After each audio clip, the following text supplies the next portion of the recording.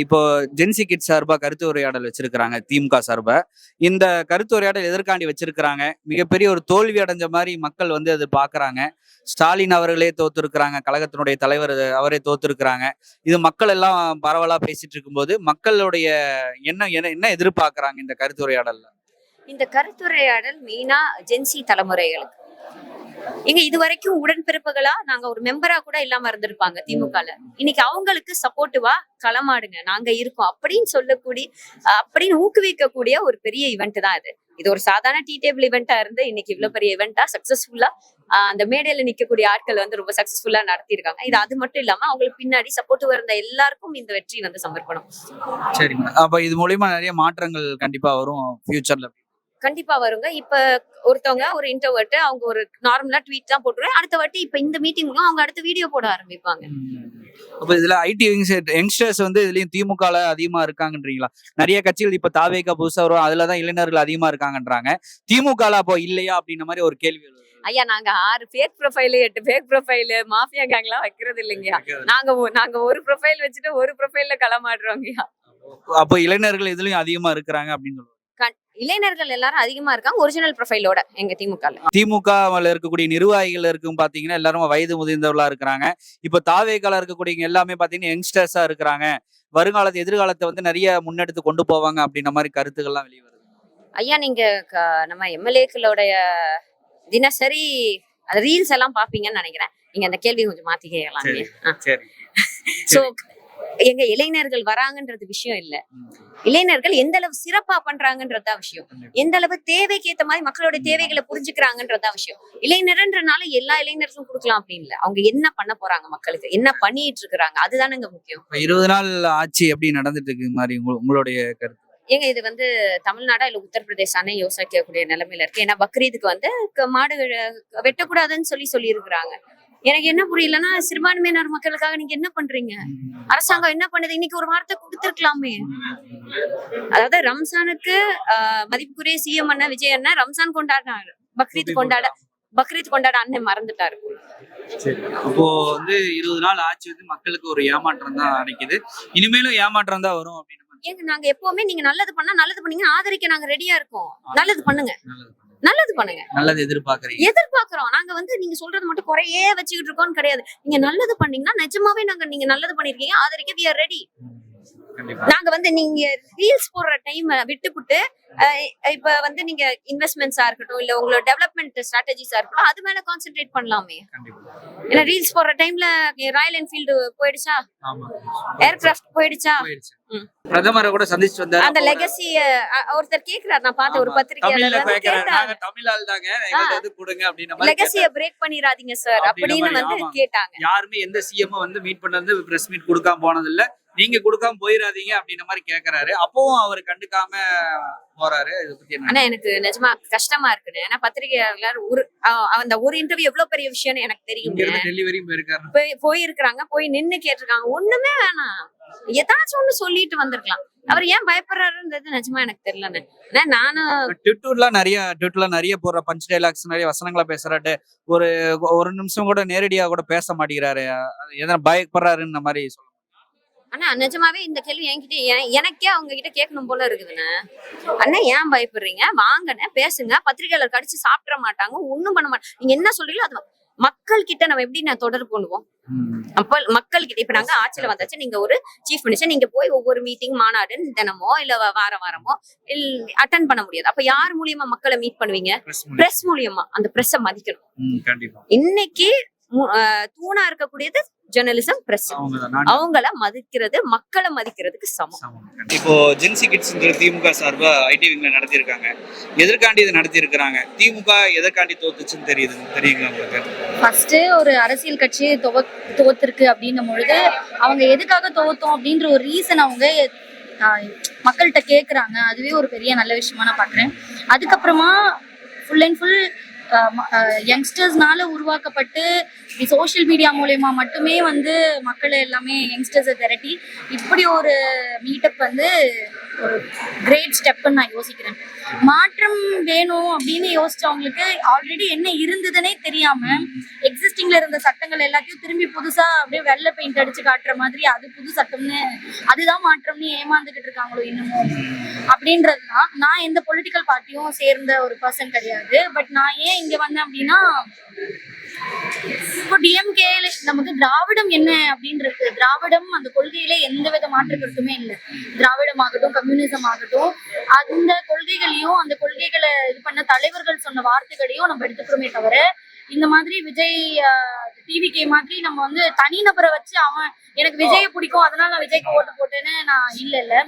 நான் அந்த கொள்கையை பாக்குறேன். அந்த கொள்கை எனக்கு என்ன செய்யுது, எனக்கு எதுவுமே செய்யலனாலும் என்ன சுத்தி இருக்க மக்களுக்கு என்ன செய்யுது அப்படின்றதான் நான் பாக்குறேன். அப்படி ஒரு முன்னெடுப்பு தான் இந்த டிஎம்கேவோட இந்த ஜென்சி மீட்டப். இது ஃபுல் அண்ட் ஃபுல் யங்ஸ்டர்ஸோட அட்ரஸ் பண்ற மாதிரி தான் இருந்தது. ஸோ ஓவராலாவே எனக்கு ரொம்ப பிடிச்சிருந்தது. இதுக்கப்புறம் ஒரு திராவிடம் பேசக்கூடிய மக்களோ கம்யூனிசம் பேசக்கூடிய மக்களோ என்ன பண்ணணும் அப்படின்றத இங்க இருந்து ஒரு ஸ்டெப்பா எடுத்துட்டு போயிருக்காங்கன்னு தோணுது. சரிங்க.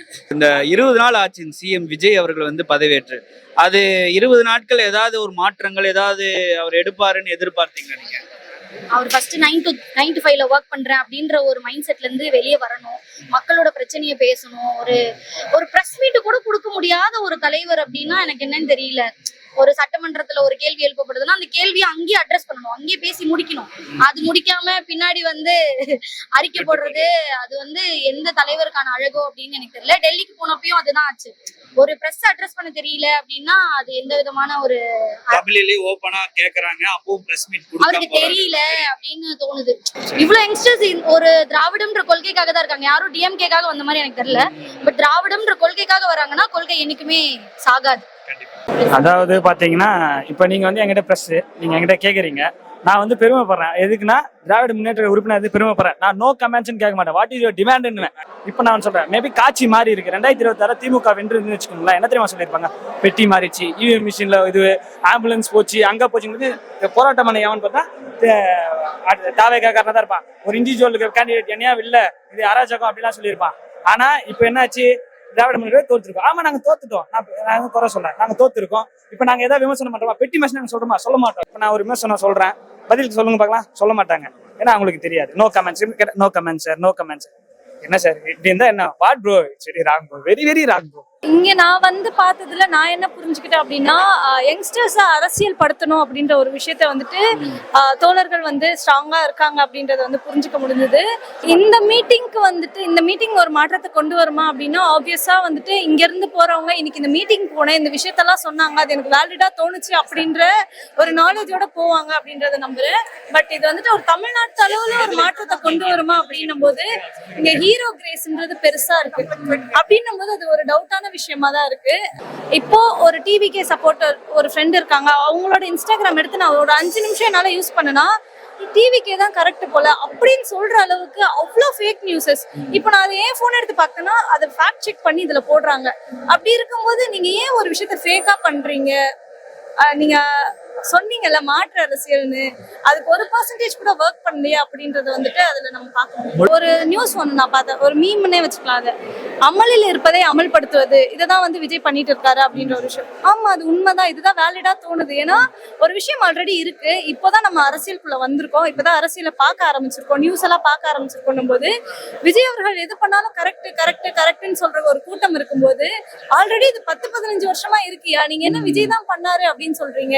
அந்த மாதிரி நம்புற கூட்டம், அந்த மாதிரி கூட்டம் இருக்க வரைக்கும் இவங்களுக்கு எந்த ஒரு பயமும் இருக்காது. நம்ம தான் இருப்போம். அப்படிப்பட்ட மக்களுக்கு என்ன சொல்ல வரீங்க மேடம் நீங்க? இப்போ எல்லாரும் சொல்ற மாதிரி தான் டைம் கொடுத்து பார்க்கலாம் அப்படின்னு சொல்றாங்க. நீங்க டைம் கொடுக்கறதுக்கு இத்தனை கோடி மக்களோட வாழ்க்கை தான் கிடைச்சதா அப்படின்ற ஒரு விஷயம் இருக்கு. விஷயம் வந்துட்டு தாவேக்காக்கு சப்போர்ட் பண்றவங்களை என்ன கேட்கணும் அப்படின்னு பாத்தீங்கன்னா, நீங்க என்ன சொன்னீங்க? மாற்று அரசியல்னு சொன்னீங்க, இவங்கள மாதிரி எல்லாம் இருக்க மாட்டேன்னு சொன்னீங்க. இப்போ வந்து கேள்வி கேட்டா என்ன சொல்றீங்க? நீங்க பண்ணாததையே நாங்க பண்ணிட்டோம்னு கேக்குறேன். நீங்க இதெல்லாம் பேசவே கூடாது, உங்களுக்கு அதுக்கான ரைட்ஸே கிடையாது. நீங்க இதை சொன்னீங்கல்ல, அப்ப இதை பேசாதீங்க. ஆமா, ஆரம்பத்துல இருந்து இப்போ வரையும் சந்திக்காம இருக்கிறாரு. ஒரு சைடு வந்துட்டு ஊடகத்துக்கு மேல இருக்க ஒரு வெறுப்புன்னு சொல்லலாம். ஒரு விஷயத்தை எப்படி மாத்துறாங்க ஊடகம் அப்படின்னு சொல்லிட்டு அந்த ஒரு விஷயத்தை எடுத்துக்கலாம். அதை வந்து விஜய் அப்படின்ற ஒரு நடிகர் தனிநபரா அந்த விஷயத்த எடுக்கிறாரு அப்படின்னா ஓகே, அக்செப்டபிள். அது உங்களோட தனி விருப்பம். நீங்க பண்றதும் கொடுக்கறதும் கொடுக்காததும் உங்களோட விருப்பம். ஆனா நீங்க வந்துட்டு இப்போ முதலமைச்சர் அப்படின்னும் போது கண்டிப்பா கொடுத்துதான் ஆகணும். உங்களுக்கு ஓட் போட்டு எங்களுக்கு தெரியணும் நீங்க என்ன வேலை செய்யறீங்க, என்ன பண்றீங்கன்ட்டு. இப்ப தாவேக்கால இருக்கவங்க சொல்லுவாங்க, அண்ணா நீங்க என்ன வேணா பண்ணுங்க, நீங்க நல்லா இருந்தா போதும். எனக்கு அப்படி கிடையாது.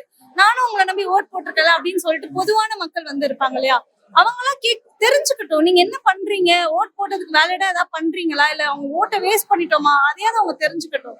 பிரஸ் மீட் கொடுங்க, ஒரு விஷயத்த ஸ்ட்ராங்கா பேசுங்க, ஸ்ட்ராங்கா நில்லுங்க மக்களுக்காக அப்படின்றது. 2026 ரிசல்ட் வந்து எனக்கு வெரி டிசப்பாயிண்டட். நான் கண்டிப்பா டிசப்பாயிண்ட் ஆயிட்டேன். இதனாலனா ஒரு 75 இயர்ஸா திராவிடம் வந்து ஒரு கொள்கையை வச்சு கடந்து வந்திருக்காங்க. ஆனா ஒரு ஃபேண்டம்னால வந்துட்டு இந்த எலெக்ஷன் ரிசல்ட்டே மாறுந்து எனக்கு ஒரு டிசப்பாயின்மெண்ட்.